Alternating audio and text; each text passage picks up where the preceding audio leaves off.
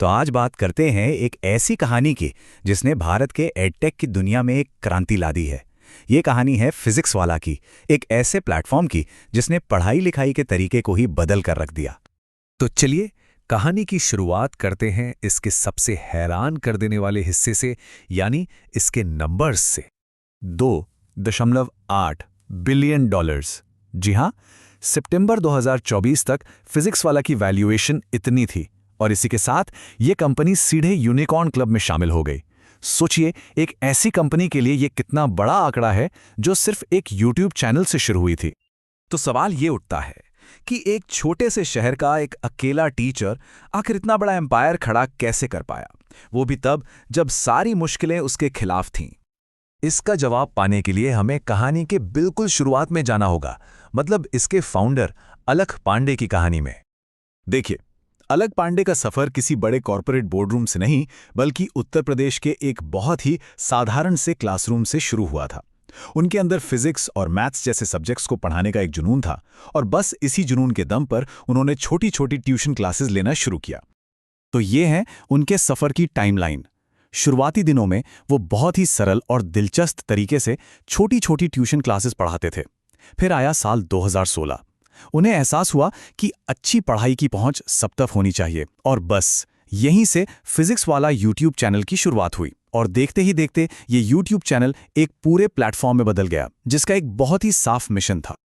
लेकिन ये प्लेटफॉर्म सिर्फ पढ़ाने के लिए नहीं था।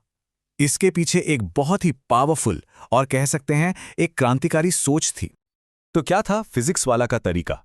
मिशन बहुत सीधा था। 1. हाई क्वालिटी टीचिंग देना। 2. कोर्सेज की कीमत कम से कम रखना। 3. स्टूडेंट्स के साथ एक भरोसे का रिश्ता बनाना। और हाँ, मार्केटिंग के तामझाम से दूर रहना। कुल मिलाकर मकसद ये पक्का करना था कि शिक्षा हर किसी तक पहुंचे। और यही वो बात थी जो पूरे भारत के स्टूडेंट्स के दिल को छू गई कि अच्छी पढ़ाई कोई लग्जरी नहीं हो सकती। और इस मिशन ने सिर्फ स्टूडेंट्स को ही इंस्पायर नहीं किया, बल्कि इसी की वजह से इंडियन एडटेक की सबसे तेज ग्रोथ स्टोरीज में से एक लिखी गई। 23,50,000। ये सिर्फ 2023 के फाइनेंशियल ईयर में फिजिक्स वाला के ऑनलाइन कोर्सेज में एनरोल हुए स्टूडेंट्स की संख्या थी। जरा सोचिए, ये नंबर तो भारत के कई शहरों की पूरी आबादी से भी ज्यादा है। और ये तो सिर्फ ऑनलाइन कोर्सेज की बात है।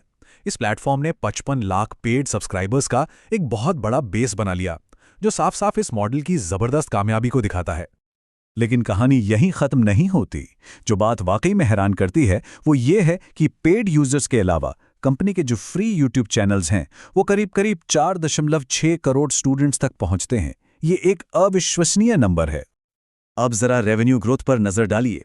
फाइनेंशियल ईयर 23 में ऑपरेटिंग रेवेन्यू था 772 करोड़ रुपए और अगले ही साल फाइनेंशियल ईयर 24 में ये बढ़कर हो गया 1940 करोड़ रुपए।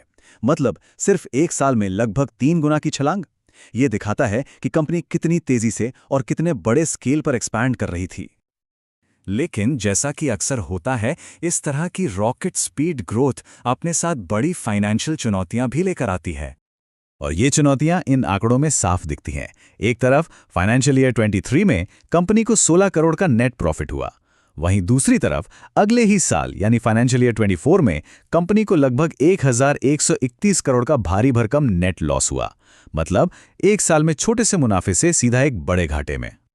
तो सवाल यह है कि इतना बड़ा घाटा आया कहां से? देखिए, इसका एक बहुत बड़ा हिस्सा नॉन कैश खर्चों की वजह से था। अब इसे आसान भाषा में समझें तो ये कोई डायरेक्ट कैश का नुकसान नहीं है, बल्कि जब कोई कंपनी बहुत तेजी से बड़ी होती है, वेंचर कैपिटल से फंडिंग उठाती है, तो उसके अकाउंटिंग में कुछ एडजस्टमेंट करने पड़ते हैं, जैसे प्रेफरेंस शेयर्स का रीवैल्यूएशन। ये घाटा उन्हीं एडजस्टमेंट्स का नतीजा है और ऐसा अक्सर तेजी से बढ़ने वाली कंपनियों के साथ होता ही है।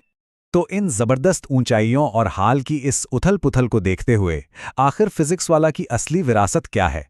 इसे एक शिक्षा क्रांति कह सकते हैं।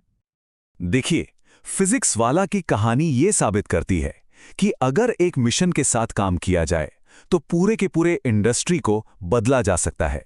आज ये सिर्फ एक कंपनी नहीं है, बल्कि लाखों स्टूडेंट्स के लिए कम कीमत पर अच्छी शिक्षा पाने का एक सिंबल बन चुकी है। तो कुल मिलाके अलख पांडे और फिजिक्स वाला का ये पूरा सफर एक बहुत बड़ी और पावरफुल बात याद दिलाता है कि एक छोटी सी शुरुआत भी अगर जुनून के साथ की जाए तो एक क्रांति बन सकती है।